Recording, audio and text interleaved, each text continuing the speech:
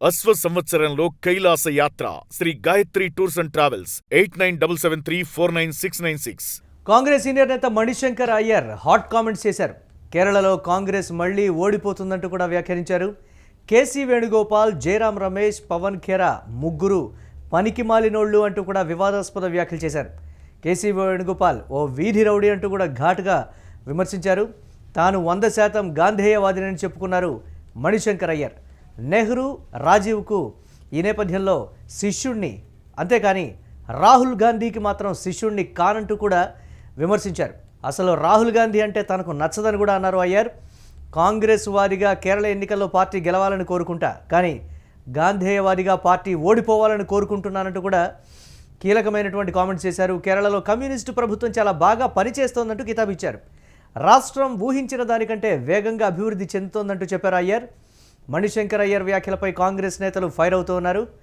దీనిపై మరిన్ని అప్డేట్స్ మా కరెస్పాండెంట్ కిరణ్ అందిస్తారు. కిరణ్, అప్డేటెడ్ కామెంట్స్ చేసినటువంటి పరిస్థితి ఉంది. మణిశంకర్ అయ్యర్ నేరుగా నేను గాంధేయవాదిని, ఈ నేపథ్యంలో నెహ్రూకి, రాజీవ్ గాంధీకి నేను దీనికి సంబంధించి కానీ మిగతా రాహుల్ గాంధీ అంటే నాకు ఇష్టం ఉండదు, నేను ఆయనకి ఎట్టి పరిస్థితుల్లో కూడా శిష్యుణ్ణి కాను అంటూ కూడా చెప్పినటువంటి కామెంట్స్ ఏంటి, ఏ విధంగా చూడాలంటారు దీనికి సంబంధించి? మురళి, కాంగ్రెస్ లో భిన్నవాదనలు కొనసాగుతూ ఉంటాయి. కాంగ్రెస్ సీనియర్లు వర్సెస్ జూనియర్ల మధ్య వివాదాలు నడుస్తూనే ఉంటాయి. ప్రస్తుతం కాంగ్రెస్ సీనియర్ నేత మణిశంకర్ అయ్యర్ చేసిన వ్యాఖ్యలు రాజకీయాల్లో కలకలం రేపే. అటు కాంగ్రెస్ అధిష్టానంలో ఒకంత కలవరం కూడా కలవరపాటుకు గురైందని చెప్పొచ్చు. ఎందుకంటే నేరుగా మణిశంకర్ అయ్యర్ కాంగ్రెస్ సీనియర్ నేత, కేంద్ర పెట్రోలియం శాఖ మాజీ మంత్రి, గత యూపీఏ ప్రభుత్వంలో పనిచేసిన గంతిని ఆయన కేరళ రాష్ట్రానికి సంబంధించిన వ్యక్తి. రాబోయే 2 నెలల్లో కేరళలో ఎన్నికలు జరుగుతున్నాయి. ఎన్నికలు ఉన్న నేపథ్యంలో కాంగ్రెస్ పార్టీకి సంబంధించిన సీనియర్ నేతలు పలు వివాదాస్పద వ్యాఖ్యలు చేయడం సర్వసాధారణం అవుతుంది. ఎందుకంటే ఇది బీజేపీకి, అటు కమ్యూనిస్టులకు ఒక అస్త్రంలా తయారవుతారు కాంగ్రెస్ పార్టీ సీనియర్ లీడర్లని ఒక విమర్శ. ఎందుకంటే భారతదేశంలో వివిధ రాష్ట్రాల్లో ఎన్నికలు జరుగుతున్న రాష్ట్రాల్లో కాంగ్రెస్ పార్టీకి సంబంధించిన సీనియర్ నేతలు ఏదో ఒక వివాదాన్ని సృష్టించడం పొరపాటుగా మారుతుంది. ప్రతి రాష్ట్ర ఎన్నికలకు ముందు ఏదో ఒక కాంగ్రెస్ సీనియర్ నేత వివాదాస్పద వ్యాఖ్యలు చేయడం, అది రాజకీయాల్లో కలకలం రేపడం సర్వసాధారణం అవుతుంది. కాంగ్రెస్ పార్టీ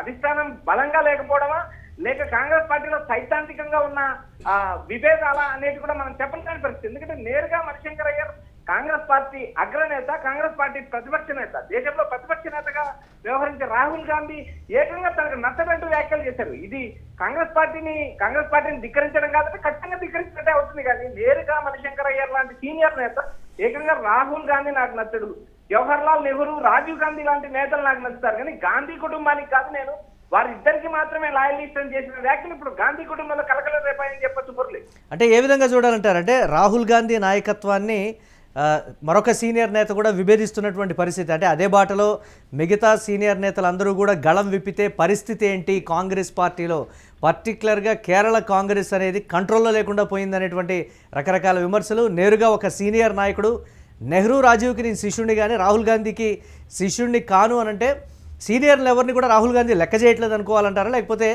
కాంగ్రెస్ పార్టీలో ఉన్నటువంటి అందరు సీనియర్లను కూడా అందరూ నాకు శిష్యులే అనేటువంటి రీతిలో రాహుల్ గాంధీ ప్రవర్తిస్తున్నారనేటువంటి కోణంలో మాట్లాడారనుకోవాలంటారు? ఎలా చూడాలంటారు ఈ కామెంట్స్ని? మురళి, కేరళకు సంబంధించిన కాంగ్రెస్ నేత మణిశంకర్ అయ్యర్ నేరుగా కాంగ్రెస్ పార్టీ ఓడిపోతుందంటే సంచలన వ్యాఖ్యలు చేశారు. ఏదైతే గతంలో చెప్పినట్టు కాకోకుండా ఏదైతే తనకు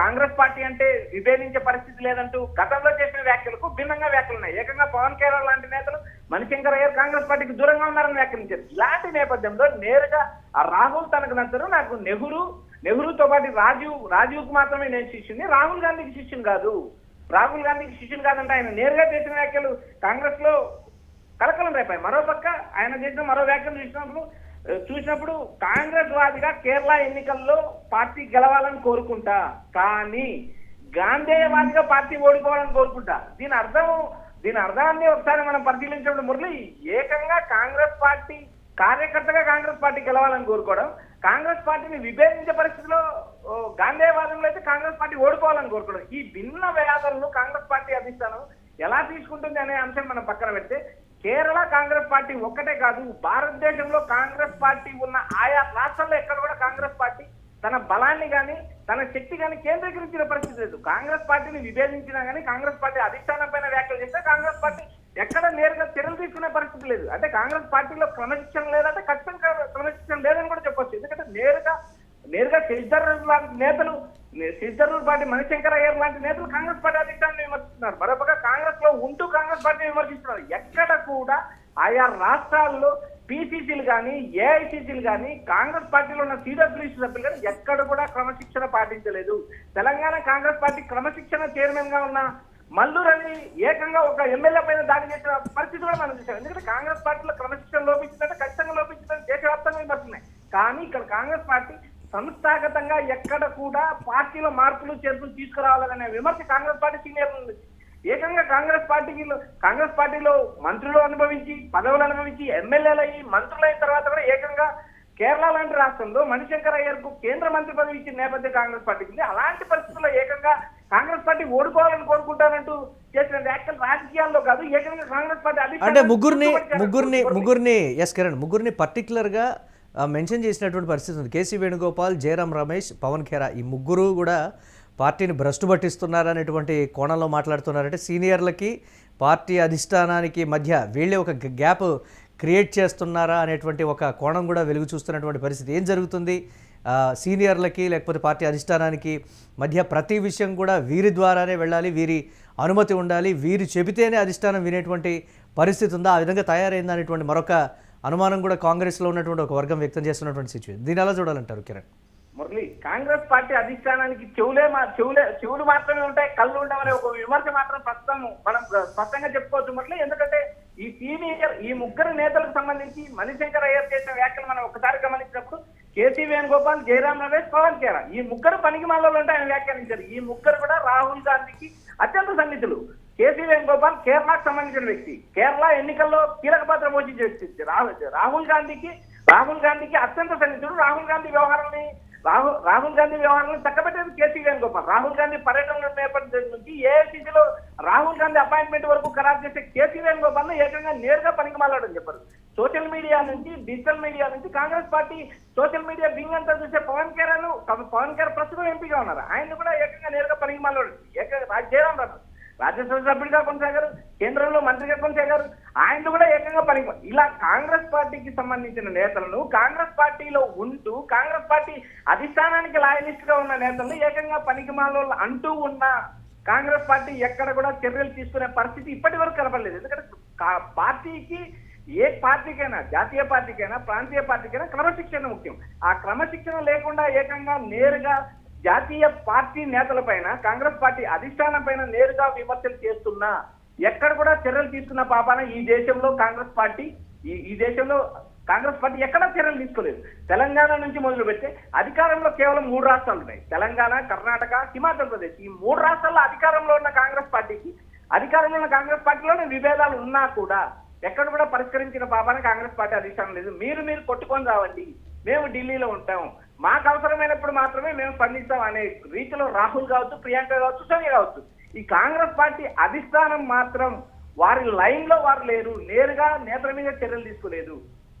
ఏకంగా మణిశంకర్ అయ్యర్ లాంటి సీనియర్ నేత ఏకంగా ఒక కమ్యూనిస్ట్ పార్టీ విజయం బాగా పనిచేస్తున్నారు, కేరళలో అభివృద్ధి జరిగింది, కేరళలో కాంగ్రెస్ పార్టీ ఓడిపోతుంది, కేరళలో మళ్ళీ విజయాన్ని అధికారంలోకి వస్తారంటూ మణిశంకర్ అయ్యర్ సీనియర్ నేత ఒక రాష్ట్రం అంటే నిజంగా అలా చూడాలంటారా? పార్టీ మీద కోపంతో చేశారనేటువంటి కోణంలో చూడాలంటారా? ఇది కూడా వస్తోంది కదా విమర్శ. ఎలాగో శశి థరూర్ విషయంలో ఒకంత అసహనంలో ఉన్నటువంటి పార్టీకి సంబంధించి అసలు కేరళ రాష్ట్రం మీదే సరైనటువంటి దృష్టి పెట్టడం లేదు, మా మాట ఎక్కడా వినడం లేదనేటువంటి పరిస్థితి ఉంది. కాబట్టి మణిశంకర్ అయ్యర్ కూడా కాంగ్రెస్ పార్టీ మీద ఉన్నటువంటి కోపంతోనే విజయానికి సంబంధించి మంచి పరిపాలన అందిస్తున్నారనేటువంటి ఒక పొగిడారనేటువంటి మాట కూడా చెప్తున్నారు కదా కిరణ్. ఆ కోణంలో చూడొచ్చు అంటారా ఇది?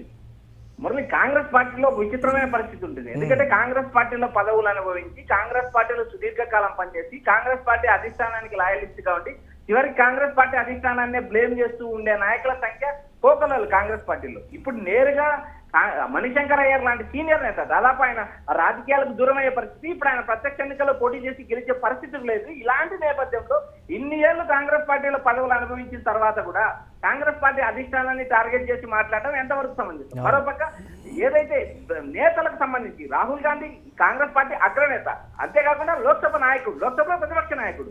ఆ గతంలో ఏదైతే 2014, 2019 ఎన్నికల కంటే కాంగ్రెస్ పార్టీ మెరుగ్గా రాణించింది. చివరిలో ఏదైతే కాంగ్రెస్ పార్టీ ఇండియా కూటమి కేవలం 3 రాష్ట్రాల్లో, అటు హిమాచల్ ప్రదేశ్, ఇటు తెలంగాణ, అటు కర్ణాటక, ఈ 3 రాష్ట్రాల్లో కాంగ్రెస్ పార్టీ ముఖ్యమంత్రులు సరిగ్గా పనిచేయకపోవడం వల్లే రాహుల్ గాంధీ కేంద్రంలో అధికారంలోకి అందుకోలేకపోయారనేది బహిరంగ విమర్శింది. ఇలాంటి నేపథ్యంలో కాంగ్రెస్ పార్టీకి సంబంధించిన సీనియర్ నేతలు ఏకంగా కాంగ్రెస్ పార్టీ అధిష్టానాన్ని టార్గెట్ చేస్తూ మాట్లాడడం ఎంతవరకు కరెక్ట్ అంటూ కేరళకు సంబంధించిన కాంగ్రెస్ నేతలు తీవ్రంగా విమర్శించినా, మరోపక్క కాంగ్రెస్ పార్టీలో అన్ని పదవులు అనుభవించిన తర్వాత వేరే పార్టీ ఏదైతే కమ్యూనిస్ట్ పార్టీ ముఖ్యమంత్రి బాగా పనిచేస్తున్నారంటే చేసిన వ్యాఖ్యలైతే కేరళ రాజకీయాలే కాకుండా దేశవ్యాప్తంగా కాంగ్రెస్ పార్టీ రాజకీయాల్లో కలకలం సృష్టించాయని చెప్పొచ్చు. మరి right, thanks for updates Kiran. ఇక మణిశంకర్ అయ్యర్ చేసినటువంటి హాట్ కామెంట్స్కి సంబంధించి ఒకంత చర్చ నడుస్తోంది. కాంగ్రెస్ సీనియర్ నేతగా ఉండి కూడా ఏంటి కామెంట్స్ అనేటువంటి మాట.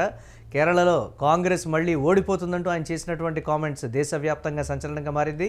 కేసీ వేణుగోపాల్, జయరాం రమేష్, పవన్ ఖేరా ఈ ముగ్గురు పనికి మాలినోళ్ళు అంటూ కూడా వివాదాస్పద వ్యాఖ్యలు చేశారు మణిశంకర్. కేసీ వేణుగోపాల్ వీధి రౌడీ అంటూ కూడా ఘాటు విమర్శలు చేశారు. తాను 100% గాంధేయవాదినని చెప్పారు అయ్యర్. నెహ్రూ, రాజీవ్కి శిష్యుణ్ణి, కానీ రాహుల్ గాంధీకి మాత్రం శిష్యుణ్ణి కానంటూ కూడా తీవ్రంగా విమర్శించారు. అసలు రాహుల్ గాంధీ అంటేనే తనకు నచ్చదన్నారు అయ్యర్. కాంగ్రెస్ వారిగా కేరళ ఎన్నికల్లో పార్టీ గెలవాలని కోరుకుంటా, కానీ గాంధీవాదిగా పార్టీ ఓడిపోవాలని కోరుకుంటున్నానంటూ కూడా చెప్పారు. కేరళలో కమ్యూనిస్టు ప్రభుత్వం చాలా బాగా పనిచేస్తుందంటూ చెప్పారు. రాష్ట్రం ఊహించిన దానికంటే వేగంగా అభివృద్ధి చెందుతోందంటూ చెప్పారు. మణిశంకర్ అయ్యర్ వ్యాఖ్యలపై కాంగ్రెస్ నేతలు ఫైర్ అవుతున్నారు.